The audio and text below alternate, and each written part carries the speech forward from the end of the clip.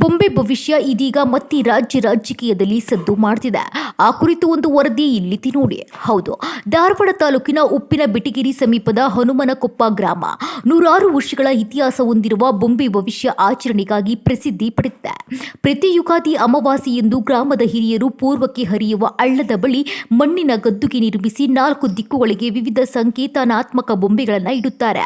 ಅಷ್ಟೇ ಅಲ್ಲದೆ ರಾಜಕಾರಣಿಗಳು, ಸೈನಿಕರು, ರೈತರು ಸೇರಿದಂತೆ ಹಲವು ಕ್ಷೇತ್ರಗಳನ್ನು ಪ್ರತಿನಿಧಿಸುವ ಬೊಂಬೆಗಳ ಆಧಾರದಲ್ಲಿ ಮಳೆ, ಬೆಳೆ ಹಾಗೂ ರಾಜಕೀಯ ಬೆಳವಣಿಗೆಗಳ ಬಗ್ಗೆ ಭವಿಷ್ಯ ನುಡಿಯುವ ಸಂಪ್ರದಾಯ ಇದೆ. ಆದರೆ ಇದೀಗ ಮುಖ್ಯಮಂತ್ರಿ ಸ್ಥಾನಕ್ಕೆ ಸಂಬಂಧಿಸಿದ ರಾಜಕೀಯ ಚರ್ಚೆಗಳು ಜೋರಾಗಿರುವ ನಡುವೆಯೇ ಬೊಂಬೆ ಭವಿಷ್ಯ ಮತ್ತೆ ಜನರ ಗಮನ ಸೆಳೆದಿದೆ. ಈ ವೇಳೆ ಮಾಜಿ ಪ್ರಧಾನಿ ಇಂದಿರಾ ಗಾಂಧಿ ಅವರ ಹತ್ಯೆ ಸೇರಿದಂತೆ ಹಲವು ಘಟನೆಗಳ ಸಂದರ್ಭದಲ್ಲೂ ಬೊಂಬೆಗಳಿಗೆ ಹಾನಿಯಾಗಿತ್ತು ಎಂದು ಗ್ರಾಮಸ್ಥರು ಹೇಳುತ್ತಿದ್ದಾರೆ.